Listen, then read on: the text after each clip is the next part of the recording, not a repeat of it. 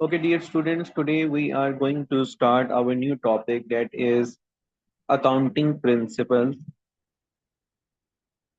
Accounting principles में जो सबसे पहली जो आपके पास प्रिंसिपल या कंसेप्ट आता है that is business entity principle. ठीक है।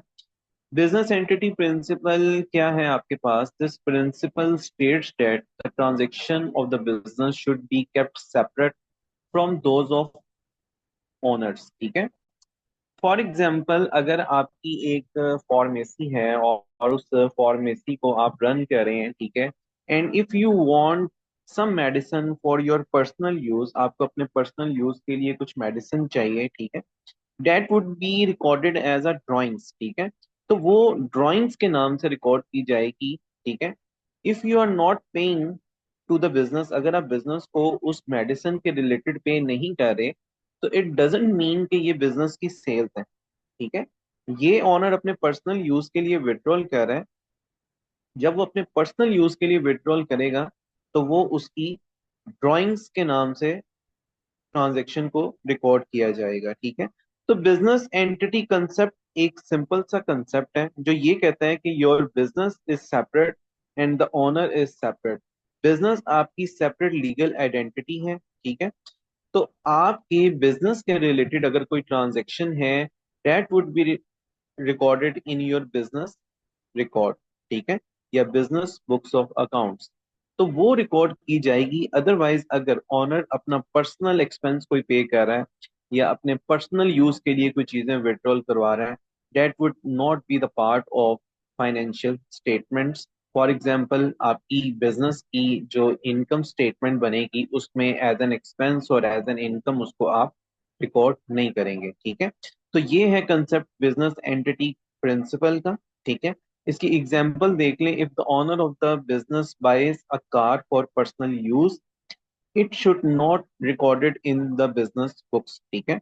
That would be not the part of business books of accounts, it is recorded as drawings.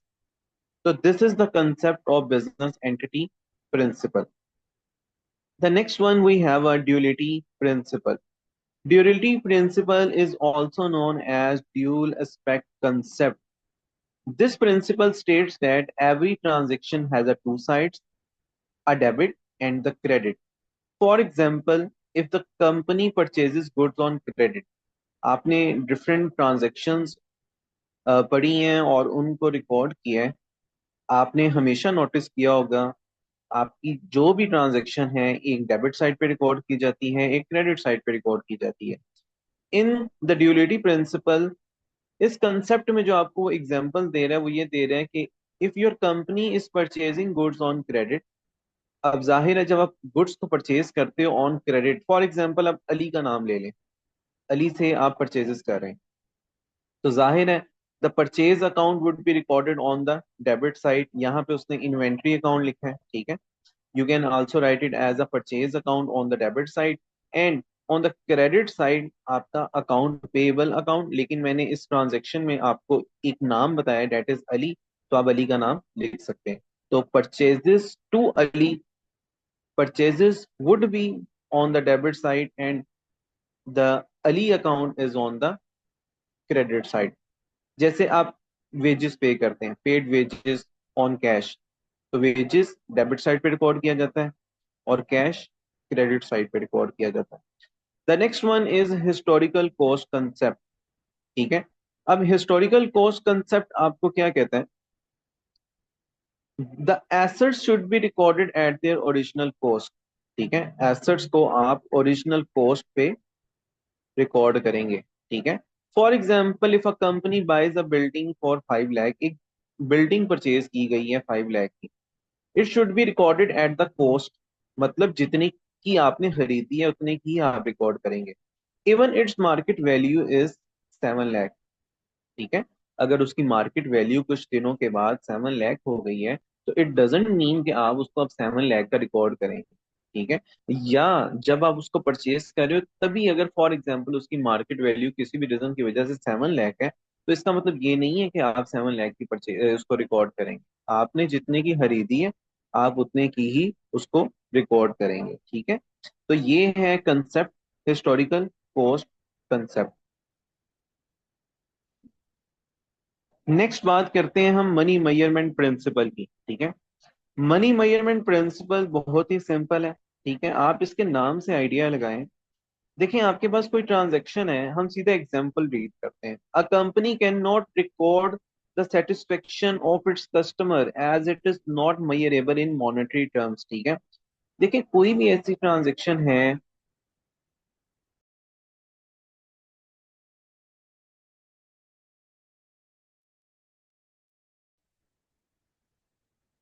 money measurement concept is all about those transactions who have a monetary value, ठीक है। For example paid wages in cash 2000। अब देखें इस transaction में आपके पास wages की कुछ amount given है, ठीक है। कोई मॉनेटरी टर्म्स में कोई अमाउंट आपके पास 5000 गिवन है, 2000 गिवन है, 7000 गिवन है। तो कोई भी ऐसी ट्रांजैक्शन जिसमें कोई वैल्यू है तो उसको हम कहेंगे मॉनेटरी मनी मेजरमेंट प्रिंसिपल। लेकिन अगर आप बात करें कोई इस तरह की ट्रांजैक्शन की जिसमें कोई वैल्यू नहीं है, जैसे मैनेजर परफॉर्मेंस इज गुड, ये एक इंफॉर्मेशन है, इस इंफॉर्मेशन में कोई वैल्यू नहीं है आपके पास, तो ये इस तरह के कंसेप्ट को हम कहते हैं मनी मेजरमेंट कंसेप्ट के। कोई ट्रांजैक्शन जिसमें कोई वैल्यू नहीं है ना, आप उसको अपनी फाइनेंशियल रिकॉर्ड का पार्ट नहीं बनाएंगे, ठीक है। तो इसको कहते हैं हम मनी मेजरमेंट कंसेप्ट। नेक्स्ट है जी मैचिंग प्रिंसिपल।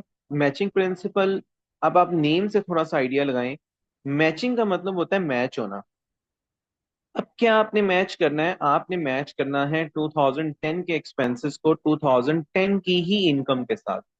फॉर एग्जाम्पल आप क्या करते हैं मैचिंग प्रिंसिपल में, आप अपने एक्सपेंसेस को मैच करते हैं अपनी इनकम्स के साथ, ताकि आपको पता चल सके कि 2010 में आपका जो प्रॉफिट है वो कितना रहा है, ठीक है। आप ऐसे नहीं करेंगे कि आप 2010 के एक्सपेंसेस और 2011 की इनकम्स को रिकॉर्ड करेंगे और अपना प्रॉफिट कैलकुलेट कर लेंगे। इट इज टोटली इनवैलिड, ठीक है। ये बिल्कुल ही गलत है, आप इस तरह नहीं कर सकते। योर एक्सपेंसेस, जैसे इस प्रिंसिपल में लिखा है, इसकी डेफिनेशन रीड कर लेते हैं। Expenses should be matched with the revenues that help generate in the same accounting period. For example, if the company sells goods worth 5,000 in December 2022, but the expenses incurred to produce those goods were 3,000 in November 2022, then the expenses should be recognized in December to match with the revenue, ठीक है। What does it mean? इस example का मतलब ये है कि अगर एक कंपनी चीजें बेच रही है, ठीक है, जिसकी वर्थ है 5,000, ठीक है, और वो कब बेच रही है, इन दिसंबर 2022 को, ठीक है। बट द एक्सपेंसेस इनकर टू प्रोड्यूस दोज गुड्स, लेकिन जो एक्सपेंस हुआ है ये चीजें बेचते हुए worth 3,000 in November 2022, then the expenses should be recognized in December to match with the revenue। अब ये सिर्फ ये पॉइंट ऑफ व्यू दे रहा है इस एग्जाम्पल में कि आपने जो दिसंबर में अपनी चीजें बेच के इनकम जनरेट की है, तो उसके जो एक्सपेंस है, उसके रेलिवेंट जो एक्सपेंस है, वो भी आप दिसंबर में रिकॉर्ड करेंगे। लेकिन जब मैं एक फाइनेंशियल ईयर की बात करूंगा, मतलब इनकम स्टेटमेंट की बात करूंगा, तो इनकम स्टेटमेंट बनती है एक साल की। तो 2010 के एक्सपेंसेस जितने भी हैं वो 2010 की इनकम के अगेंस्ट ही लिखने चाहिए, अगर आप एक फाइनेंशियल ईयर की बात करें। उसमें 2011 की इनकम या एक्सपेंस को रिकॉर्ड नहीं करेंगे। उसके बाद है जी consistency principle. Consistency principle means कि you need to be consistent और what you are doing in your previous routine, ठीक है। मतलब क्या है कि आपने कंसिस्टेंट रहना है। कंसिस्टेंट किस तरह रहना है, मतलब एक काम अगर आप कर रहे हैं, क्या काम कर रहे हैं, फॉर एग्जांपल अगर आप किसी पे रेट लगा रहे हैं डेप्रिसिएशन का, वो है 5%, पहले साल लगाया, दूसरे साल लगाया, तीसरे साल आपको 5% ही लगाना पड़ेगा। आप इस तरह नहीं कर सकते कि आप 5% की जगह 10% लगा दें। या फॉर एग्जाम्पल अगर आप रिड्यूसिंग बैलेंस मेथड यूज कर रहे हैं, तो ये नहीं हो सकता कि तीसरे साल में आके आप स्ट्रेट लाइन मेथड को यूज कर लें। तो consistency principle, this principle states that the same accounting method and the principle should be used consistently from one accounting period to the next, मतलब same method same principle use होने चाहिए consistently from one accounting period to another. For example, if the company uses the straight line method to depreciate its assets, it should continue to use the same method in future. ठीक है. Next one है जी going concern principle. Going concern principle क्या है जी? Going concern principal ये कहता है कि your business will continue to operate for foreseeable future. What is foreseeable future? Means के लॉन्ग टर्म के लिए आपका बिजनेस ऑपरेट करना चाहिए.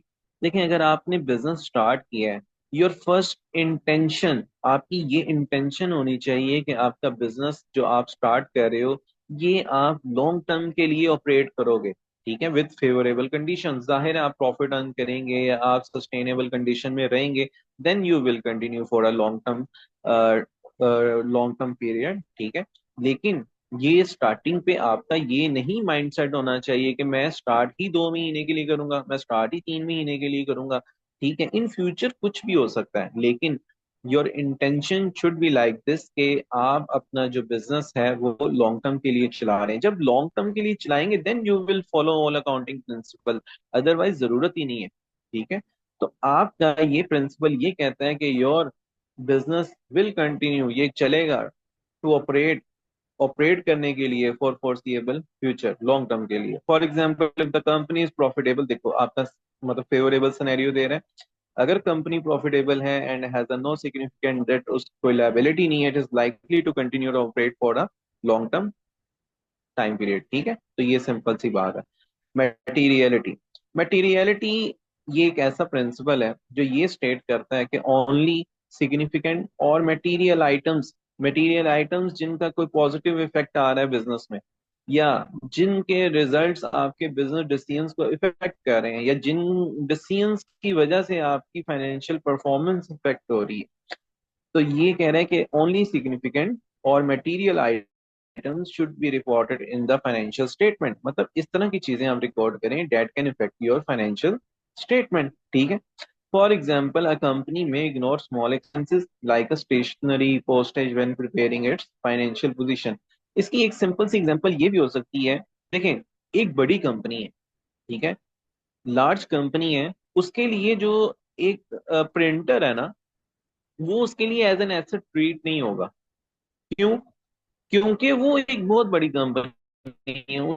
उसके लिए कोई 10-15 हजार की चीज एज एन एसेट नहीं है, उसके लिए वो एक्सपेंस है. ठीक है. तो देखें, अब ये कंपनी पे डिपेंड करता है कि कौन सी चीज उसके लिए, कौन सी ट्रांजेक्शन उसके लिए मटेरियल है, मतलब इंपॉर्टेंट है, या कौन सी नहीं है. कौन सी उसके बिजनेस डिसीजंस को इफेक्ट करेगी और कौन सी नहीं करेगी. कौन सी उसकी फाइनेंशियल स्टेटमेंट्स को इफेक्ट करेगी, कौन सी नहीं करेगी. क्या चीज उसको लिखनी चाहिए, क्या चीज उसको नहीं लिखनी चाहिए. तो सिंपल इज डैट कि आपने वो इंफॉर्मेशन जो आपकी फाइनेंशियल स्टेटमेंट्स को इफेक्ट करती है वो आपने लिखनी है. ठीक है. कंपनी में इग्नोर कर सकती है जी ऑल स्मॉल एक्सपेंसेस. ठीक है, like stationery postage when preparing its financial statements. उसके बाद है जी प्रूडेंस प्रिंसिपल. प्रूडेंस प्रिंसिपल ये कहता है जी this principle states that the company should be and should not overstate its profit or expenses. अगर मैं सिंपल टर्म्स में बताऊं तो ये कहता है कि जी अगर आपने कोई एस्टिमेट लगा लिया है, मतलब आपने देखा जी पिछले साल मुझे इतना लॉस हुआ था 2%, मतलब 2% मेरे अकाउंट रिसीवेबल्स जिन्होंने मुझे पैसे देने थे, 2% मुझे अमाउंट रिकवर नहीं हुई पिछले साल. तो मैं इस साल क्या करूंगा, मैं थोड़ा सा तेज हो जाऊंगा, क्लेवर हो जाऊंगा, और मैं स्टार्टिंग में एक एस्टिमेट लगा लूंगा कि इतने परसेंट मुझे लॉस होगा इस साल भी. तो आपका जो अकाउंटिंग प्रिंसिपल, जो कि प्रूडेंस अकाउंटिंग प्रिंसिपल है, वो ये कहता है कि अगर आपको कोई शक है, कोई डाउट है, तो आप एस्टिमेटेड अपना लॉस उसको रिकॉर्ड करेंगे. ठीक है. लेकिन अगर आपको कोई डाउट है कि ये आपकी इनकम हो सकती है लेकिन अभी हुई नहीं, ठीक है, इनकम हो सकती है लेकिन अभी इनकर नहीं हुई, ठीक है, तो that will not the part of your financial statement. ठीक है. तो सिंपल इज दिस, ये कहना चाह रहा है कि estimated losses can be recorded but estimated profit can not be recorded. ठीक है. अगर आप एस्टिमेटेड प्रॉफिट भी रिकॉर्ड करने लग जाएंगे तो your financial statement will not show the true and fair results. ठीक है, तो प्रूडेंस प्रिंसिपल ये कह रहा है, this principle states that the company should be cautious when preparing its financial statements. ठीक है, एंड शुड नॉट ओवरस्टेट, उसको ओवरस्टेट अपने प्रॉफिट और एसेट्स, अगर उसको लग रहा है कि ये maybe it will be a chance to earn more profit in future from this, तो ये इस it's just about the estimation, आप उसको रिकॉर्ड नहीं करेंगे। ठीक है, फॉर एग्जांपल क्या दे रहा है जी, प्रूडेंस का कंसेप्ट जी बैड डेट्स वाले अकाउंट से रिलेटेड है, चैप्टर से रिलेटेड है। If a company has an bad debts, it should create a provision for the amount of debt even it is not yet written off. वो कह रहा है कि अभी बैड डेट्स हुए हैं या नहीं हुए। ठीक है, अगर आप उसमें प्रोविजन क्रिएट कर रहे हो, provision is all about the estimation for loss, अगर वो आप प्रोविजन अकाउंट क्रिएट कर रहे हो, ठीक है, तो that will relate to the prudence principle. ये प्रूडेंस प्रिंसिपल के तहत आप क्रिएट करते हो अपना provision for doubtful debts account. ठीक है, उसने क्या आपने इसको क्रिएट करना है whether if it is not yet written off, अभी वो बैड डेट्स हुए हैं या नहीं हुए, लेकिन आपने as an provision for doubtful debts account उसको क्रिएट करना है। रियलाइजेशन प्रिंसिपल क्या कहता है जी, रियलाइजेशन अगर आप वर्ड से समझें तो रियलाइज होना। ठीक है, वो कह रहा है जी कि अगर आपको इनकम रियलाइज हो गई है, रियलाइज होने का मतलब ये है कि फॉर एग्जांपल आपने इनकम जनरेट कर ली है, आपने किसी को चीजें बेच दी हैं। ठीक है, लेकिन नेक्स्ट पर्सन ने आपको अभी अमाउंट नहीं दी, मतलब आपने ऑन क्रेडिट बेची है। अगर आपने ऑन क्रेडिट चीजों को बेचा है और आपको अमाउंट रिसीव नहीं हुई, तो क्या आप इसको इनकम रिकॉर्ड करेंगे? Yes, you will record it as an income whether cash received और नॉट। ठीक है, इस कंसेप्ट में यही है कि अगर आपको कैश रिसीव हुआ है या नहीं हुआ, इट डजेंट मैटर, लेकिन आपने चीजें बेच दी हैं, आपके एंड से चीजें चली गई हैं, आपने उस ट्रांजेक्शन को रिकॉर्ड करना है एज योर इनकम। ठीक है, तो ऑन क्रेडिट में जितनी भी चीजें बेची जाती हैं वो एज एन इनकम आप लिखते हैं। ठीक है, तो this is the realisation concept कि वेदर कैश रिसीव्ड और नॉट, आपको हुआ है या नहीं हुआ, इट डजेंट मैटर। ठीक है, लेकिन आपने उसे उसे एज एन इनकम रिकॉर्ड करना है। इसी तरह एक्सपेंस के केस में भी आता है। ठीक है, आपने पढ़ा है जी एक्रूड एक्सपेंसेस, वो एक्सपेंसेस जो अभी आपने जिनकी आपने पेमेंट नहीं की। ठीक है, तो उसमें भी यही कंसेप्ट है कि अगर आपने किसी से सर्विसेज ले ली हैं और आपका एक्सपेंस हो गया है, ठीक है, आपने पेमेंट की है या नहीं की, you you are liable for that person. ठीक है, आपने उसे एज एन एक्सपेंस रिकॉर्ड करना है। ठीक है, तो रियलाइजेशन प्रिंसिपल पढ़ लेते हैं। This principle states that the revenue should be recognised when it is earned, मतलब आपने ऑन क्रेडिट चीजें बेची, आप उसको रिकॉग्नाइज करें, not when it is receive, तब नहीं लिखनी जब आपको पेमेंट रिसीव होगी, मतलब आपको 3 महीने बाद पेमेंट रिसीव होगी, आप कह रहे हैं कि आप 3 महीने के बाद उसको लिखेंगे, नहीं, ऐसा नहीं होगा। जब आपको रिसीव, आप जब आपने चीजें बेच दी, आपकी इनकम जनरेट हो गई, ठीक है, आप उसको रिकॉर्ड करें। नेक्स्ट है जी, ये हैं कुछ objectives of selecting accounting policies. ठीक है, here are the objectives of selecting accounting policies using bullet points में कुछ चीजें गिवन है। फर्स्ट वन है जी कंपैरेबिलिटी। ठीक है, ये कुछ ऑब्जेक्टिव्स हैं जो हमने पढ़ने हैं। कंपैरेबिलिटी क्या है जी, वर्ड से हम दोबारा इसको समझने की कोशिश करेंगे। Comparability is all about the comparison. ठीक है, अकाउंटिंग पॉलिसीज, वो कह रहे जी accounting policies should be selected in a way that the financial statement, ठीक है, can be compare to those of other entities. ठीक है, which helps user to make informed decision. Simple वो ये कह रहे हैं कि आपकी accounting policies should be selected in a way, इस तरह आपने सिलेक्ट करनी है कि आप उसको इजीली दूसरी ऑर्गेनाइजेशंस के साथ कंपेयर कर सको।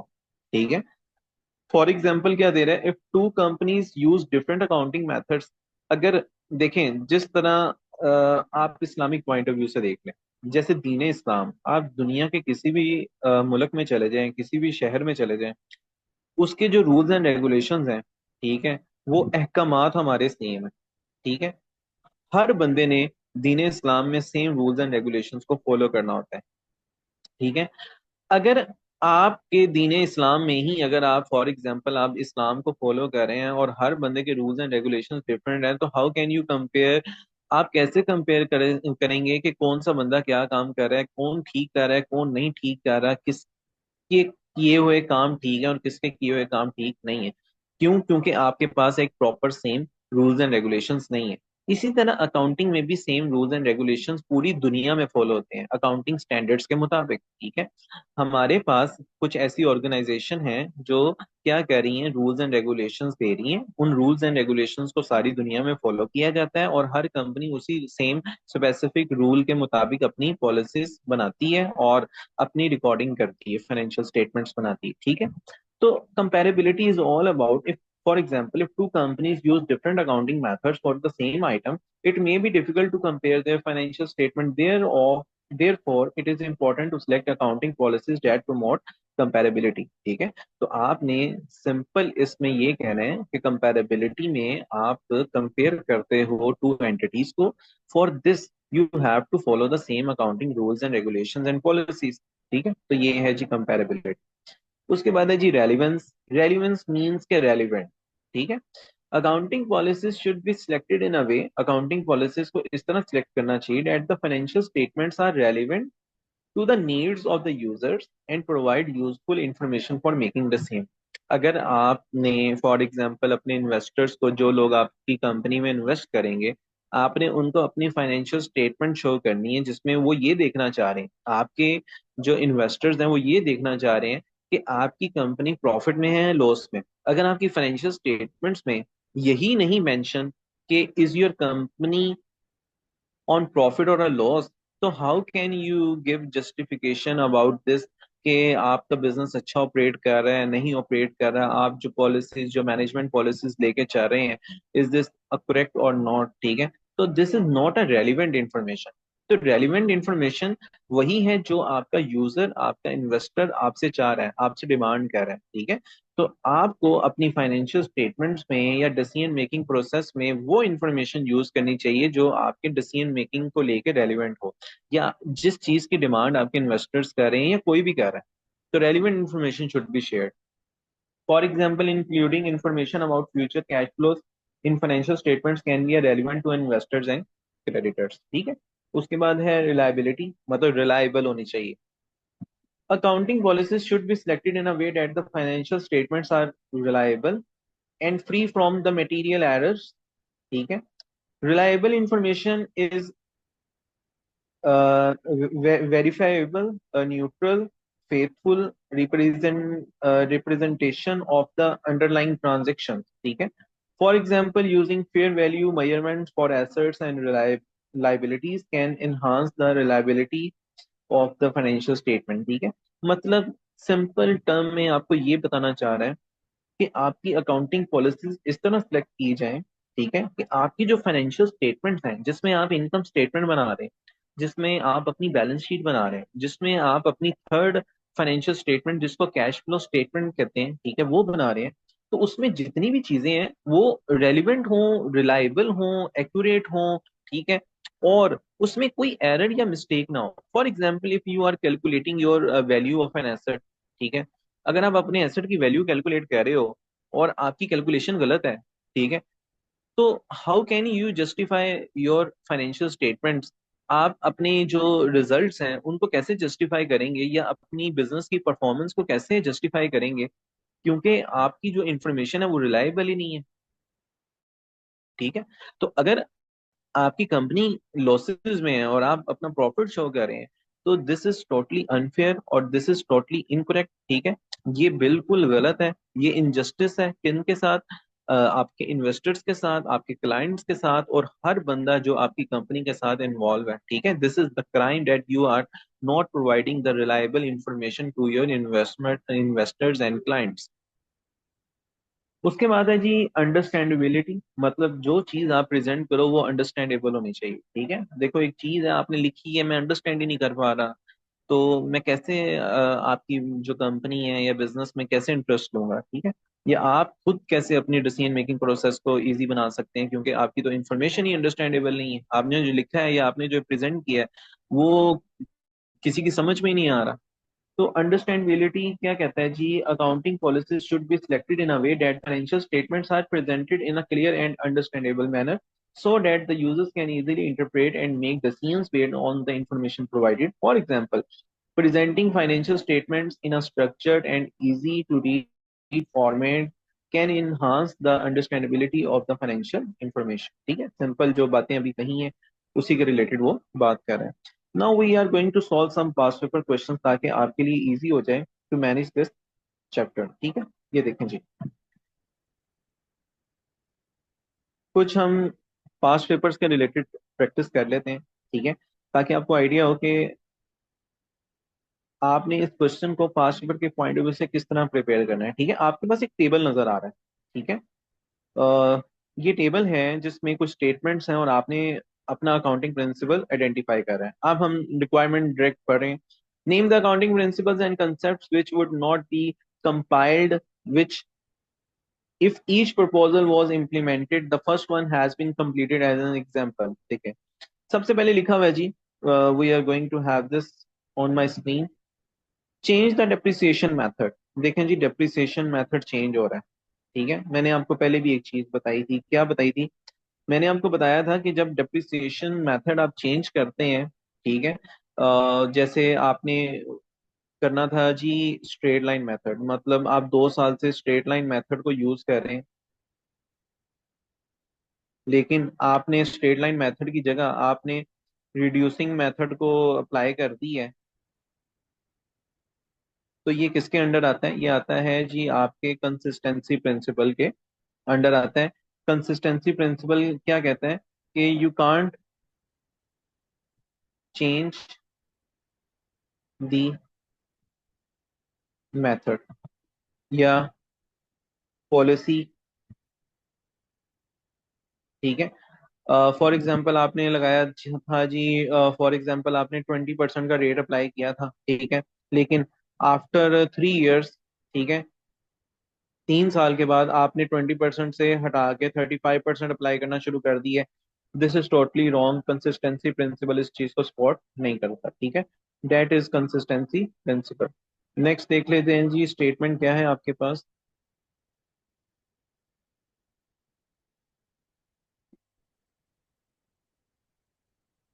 ओके जी, नेक्स्ट स्टेटमेंट है, remove the provision for doubtful debts. देखिए, प्रोविजन फॉर डाउटफुल डेट्स के बारे में भी डिस्कशन डिस्कशन की थी। अब प्रोविजन फॉर डाउटफुल डेट्स है क्या?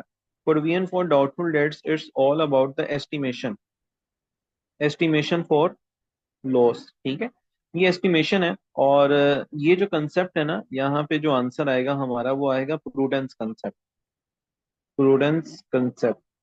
ठीक है, और हमने क्या पढ़ा था प्रूडेंस कंसेप्ट में? प्रूडेंस कंसेप्ट में हमने ये चीज पढ़ी थी कि आप जो एस्टिमेटेड लॉस है ना, एस्टिमेटेड लॉस, उसको आप रिकॉर्ड करेंगे। ठीक है, लेकिन आप अपनी जो फॉर एग्जांपल एस्टिमेटेड इनकम है या प्रॉफिट है, उसको आप रिकॉर्ड नहीं करेंगे। ठीक है, तो सिंपल टर्म्स में प्रूडेंस कंसेप्ट यही कहता है कि estimated expenses should be recorded, estimated income should not be the part of your financial statement. ठीक है, इससे आपका एक फेयर स्टेटमेंट शो होती है। अगर आप अपने एस्टिमेटेड प्रॉफिट जो अभी आपने अर्न ही नहीं किए या इनकम जो आपने अभी अर्न ही नहीं की वही लिखना शुरू कर देंगे, तो आपकी जो फाइनेंशियल स्टेटमेंट है वो ट्रू और फेयर रिजल्ट शो नहीं करेंगे। ठीक है, उसके बाद देख लेते हैं जी नेक्स्ट स्टेटमेंट क्या है और उसमें कौन सा जो प्रिंसिपल हेड है वो लिखा जाएगा। नेक्स्ट स्टेटमेंट है, value the inventory at the market price. ठीक है, अब हमने पढ़ा है जी, क्या नाम है, एक हिस्टोरिकल कॉस्ट कंसेप्ट पढ़ा है हमने। ठीक है, वैल्यू द इन्वेंट्री, यहाँ से आप आइडिया लगा सकते हैं कि इन्वेंट्री को वैल्यू कर रहा है वो। ठीक है, और यहाँ पे जो अप्लाई किया जाएगा वो यही है, हिस्टोरिकल, हिस्टोरिकल कॉस्ट कंसेप्ट। ठीक है, और ये कंसेप्ट ये कहते हैं कि योर एसेट्स, आपके जो एसेट्स हैं वो कॉस्ट वैल्यू पे लिखे जाएंगे। ठीक है, not on the market value, market value पे रिकॉर्ड नहीं किए जाएंगे। ठीक है, तो इसको हम कहेंगे हिस्टोरिकल कॉस्ट कंसेप्ट। ठीक है, सिंपल है कि एक एसेट है, एक मशीन है, मशीन, आपने 2 लाख की परचेज की है, मतलब ये इसकी कॉस्ट वैल्यू है, ठीक है। और इसकी मार्केट वैल्यू समझ लें 1 महीने के बाद हो गई है 1,50, ठीक है, 1,50,000। तो आप मार्केट वैल्यू पे उसको रिकॉर्ड नहीं करेंगे, आप किस पे रिकॉर्ड करेंगे, कॉस्ट वैल्यू पे ही रिकॉर्ड करेंगे, ठीक है। तो ये वो कंसेप्ट है। उसके बाद जी हम अपना नेक्स्ट अकाउंटिंग प्रिंसिपल देख लेते हैं, मतलब अपनी नेक्स्ट स्टेटमेंट देख लेते हैं और ये चेक कर लेते हैं कि ये किस अकाउंटिंग प्रिंसिपल के हेड के अंडर हम इसको मेंशन करेंगे। हम देख लेते हैं जी next one, date is fourth. और ये प्रिंसिपल ये कह रहा है, मतलब ये स्टेटमेंट में है जी, place a value on the skill of the work force in the financial statement. वो ये कह रहा है कि skill of the work force, for example आपकी जो वर्क फोर्स है वो क्या नाम है, ए ग्रेड पे है, बी ग्रेड पे है, मतलब किस तरह का काम करती है, स्किलफुल है या क्या नाम है, या टैलेंटेड नहीं है, ठीक है, या उनके पास इतना क्या नाम है हुनर नहीं है कि वो चीज़ों को अच्छे तरीके से बना सके, या बहुत अच्छी है, ठीक है। ये सारी इन्फॉर्मेशन इस तरह की इन्फॉर्मेशन है जिसमें कोई मॉनेटरी वैल्यू नहीं है, ठीक है।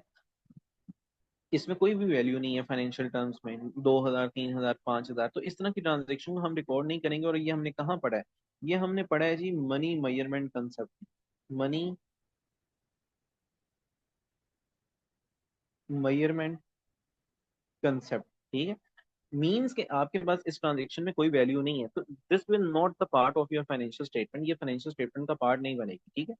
आगे जी एक्सक्लूड एक्सपेंसेस, अब वो एक्सपेंसेस को निकाल रहा है, ठीक है। एक्सक्लूड एक्सपेंसेस, कौन से एक्सपेंसेस को निकाल रहा है, owing from the income statement, ठीक है।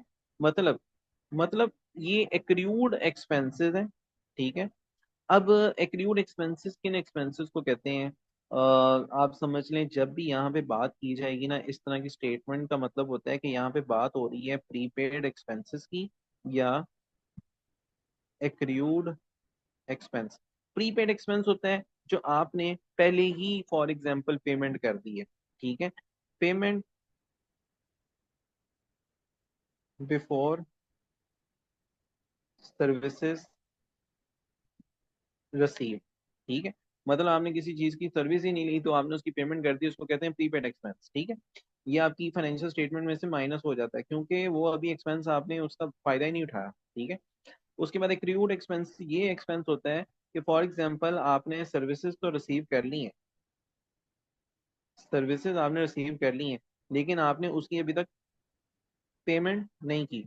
तो एक्रूड एक्सपेंसेस और एक्रूड प्रीपेड एक्सपेंसेस, ये सारे उस तरह के एक्सपेंसेस हैं जिसमें हमने मैचिंग प्रिंसिपल पढ़ा है, ठीक है। मैचिंग प्रिंसिपल ये कहता है कि अगर फॉर एग्जांपल 2011 में अगर कोई एक्सपेंस इनकर हुआ है, ठीक है, तो आपने उसकी पेमेंट कब करनी है, 2011 में ही करनी है, ठीक है। और प्रीपेड एक्सपेंस का मतलब ये है कि अगर आपने कोई एक्सपेंस ही नहीं इनकर किया, ठीक है, तो आप उसको क्यों रिकॉर्ड कर रहे हैं, आप उसको माइनस करो, इसलिए हम यहाँ पे माइनस कर रहे हैं। और प्रीपेड एक्सक्लूड एक्सपेंस का मतलब है कि अभी आपने क्या किया हुआ है, यहाँ पे एक्सक्लूड का मतलब है इसने गलत स्टेटमेंट लिखी है, एक्सक्लूड नहीं करना ना, हमने उसको ऐड करना है, ठीक है। तो आपने सिर्फ इन स्टेटमेंट्स में ये बताना है कि ये किस अकाउंटिंग प्रिंसिपल के साथ अटैच हो रहा है या किस के अंडर ये स्टेटमेंट आ रही है। तो ये स्टेटमेंट आ रही है मैचिंग प्रिंसिपल, ये नहीं देखना कि ये गलत है ये ठीक है, आपने बस ये देखना है कि स्टेटमेंट किस प्रिंसिपल के हेड के अंडर आ रही है। तो ये आ रही है मैचिंग प्रिंसिपल, ठीक है जी। जल्दी से कोई और क्वेश्चन देख लेते हैं ताकि चीजें हमारी और क्लियर हो जाएं। आगे जी, remove the provision for doubtful debts, दोबारा डाउटफुल डेट्स की बात कर रहे हैं, तो जब भी डाउटफुल डेट्स की बात करेगा तो कंसेप्ट आएगा प्रूडेंस। उसके बाद increase the value of the premises from the cost to the market value. देखो, एक तो बात कर रहे हैं किसकी, आपके एसेट की, एक तो बात हो रही है आपके एसेट की, दूसरी कॉस्ट से मार्केट वैल्यू पे जा रहा है, तो ये है हिस्टोरिकल कॉस्ट कंसेप्ट। उसके बाद है रिड्यूस द डेप्रिसिएशन, डेप्रिसिएशन का रेट रिड्यूस कर रहा है, ठीक है। ये कौन सा है, ये है आपके पास कंसिस्टेंसी प्रिंसिपल। उसके बाद record expenses paid without adjustment from owing, ये देखें ओइंग का मतलब है एक्रूड एक्सपेंस, प्रीपेड एक्सपेंस, तब भी इस तरह की बात होगी तो मैचिंग प्रिंसिपल, ठीक है। ओके जी, our class timing is going to be and.